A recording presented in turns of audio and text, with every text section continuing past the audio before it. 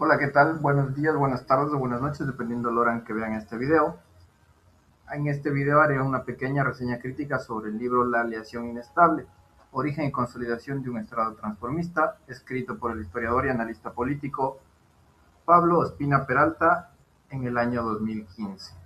Vamos a hacer un pequeño análisis de sus ideas principales, recoger la idea central, al final veremos un pequeño video sobre él y continuaremos con la exposición. Esta obra constituye un aporte importante para comprender cómo se formó y consolidó el Estado ecuatoriano durante la primera mitad del siglo XX. Haremos un pequeño análisis de una línea del tiempo en la cual entenderemos más del contexto histórico sucedido entre 1900 y 1920. Si bien es así, en 1920 tenemos la crisis del modelo liberal, en la cual la crisis económica política, la debilidad del Estado y el dominio oligarca, regional y bancario fue la predominante. En el año 1925 tenemos la Revolución Juliana, en la década de 1930 el fortalecimiento institucional, en 1904 el movimiento político llamado La Gloriosa y en 1948 hasta 1960 se consolida parcialmente el Estado, con una modernización limitada, la persistencia del clientelismo político y la exclusión de sectores populares e indígenas que históricamente se ha visto y que el autor hará mención durante todo el texto. Otro punto importante que nos hace mención el autor es la llamada una modernización parcial que se desarrolló en el Estado. Como ya lo expliqué en la línea del tiempo, también es importante entender lo que es el transformismo, en el cual el autor nos dice que el transformismo se describe como un proceso en el cual las élites políticas impulsaban reformas y cambios institucionales para adaptarse a las circunstancias del momento, pero nunca, a pesar de estas alteraciones institucionales, se cambiaba en sí la base de la esencia. Digámoslo de una manera más formal, el Estado se transforma, pero lo hace de una manera controlada, de tal manera que se evitan los cambios estructurales profundos que se necesita para generar un cambio y de esta manera poder incluir a las élites, a las minorías sociales y a los movimientos indígenas, los cuales siempre han sido excluidos.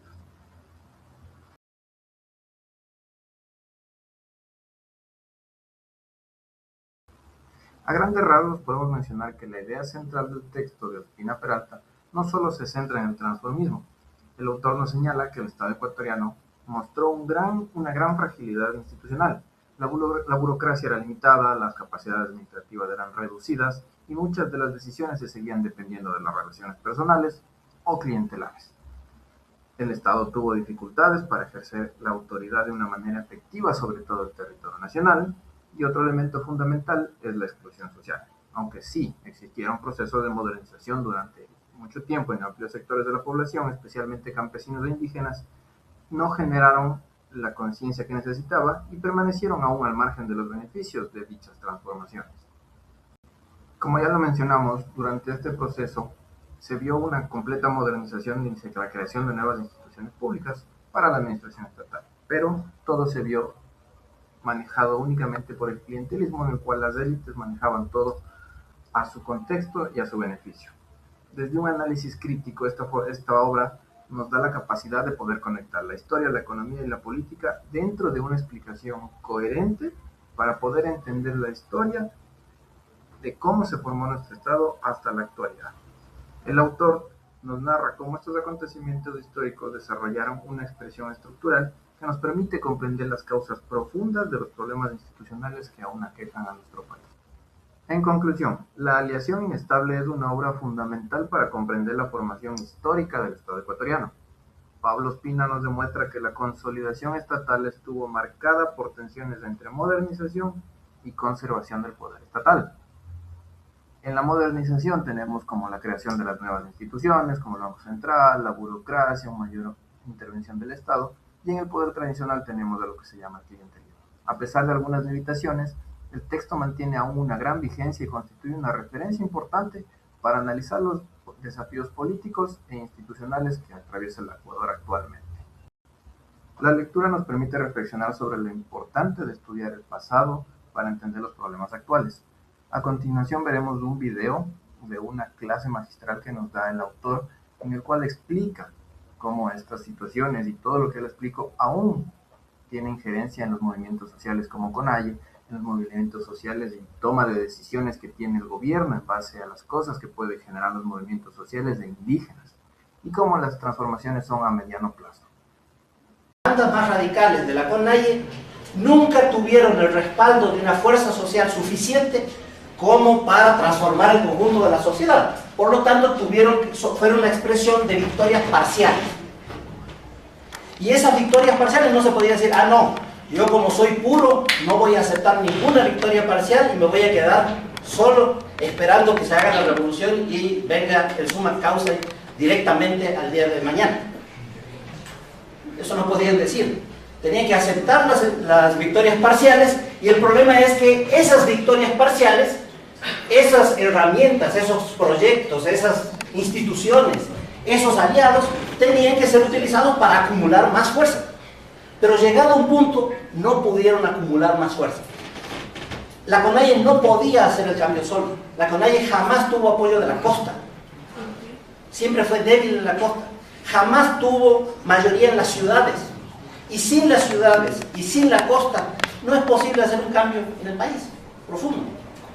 Entonces tenía que hacer aliados, tenía que hacer concesiones, tenía que aceptar esas victorias parciales, pero utilizarlas para acumular más fuerza y seguir creciendo.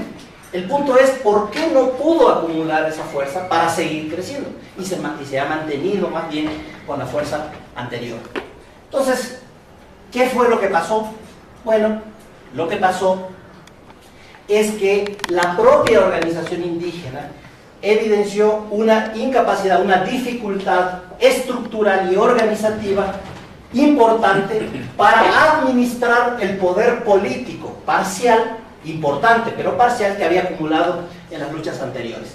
¿Cuáles son? Eso quiere decir que la incapacidad de lograr eso no vino tanto de las conquistas mismas, no vino tanto de los proyectos de desarrollo, no vino tanto de las características del Estado, no vino tanto de los aliados, sino de características del propio movimiento que no pudieron administrar esas alianzas, ese Estado o esos proyectos. Por supuesto, los proyectos de desarrollo, el Estado, los gobiernos locales no están diseñados para hacer la revolución, están diseñados para no hacerlo. Pero no fueron esos límites los que se presentaron primero y dificultaron a la CONAIE. Entonces, ¿cuáles son estas dificultades o estas características estructurales y organizativas que hicieron, que dificultaron la acumulación de nuevos logros a partir de los logros anteriores, los logros parciales anteriores? Bueno, esto es lo que ya dije. Primero, que a partir de los años 90, la sociedad le exigió a la CONAIE un conjunto de pronunciamientos, de demandas, le exigió hablar sobre un conjunto de cosas sobre los cuales no estaba preparada y no tenía estructura para resolver y para abordar. La CONAIE tenía que brindar opiniones sobre la crisis bancaria.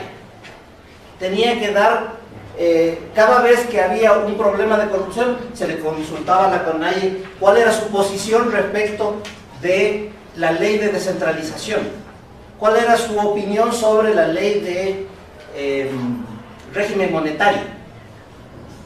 Entonces, se ampliaron las expectativas, claro, porque la CONAIE se convirtió en el centro de agrupación de todas las fuerzas que se oponían al ajuste, y el ajuste se expresaba en múltiples campos sobre los cuales la CONAIE no podía opinar. Había mayores demandas sobre lo que la CONAIE debía hacer y resolver, pero profundizar, detallar, ampliar los campos sobre las propuestas de políticas públicas que cada una de esas cosas exigía, ¿no es cierto? Cuando un dirigente indígena llegaba al gobierno local, no tenía solo que preocuparse de la identidad indígena, no tenía que solo preocuparse del problema agrario, no solo tenía que preocuparse de su comunidad, tenía de pronto que encargarse de la gestión pública de todo el territorio, con todos los problemas y la administración que eso implicaba.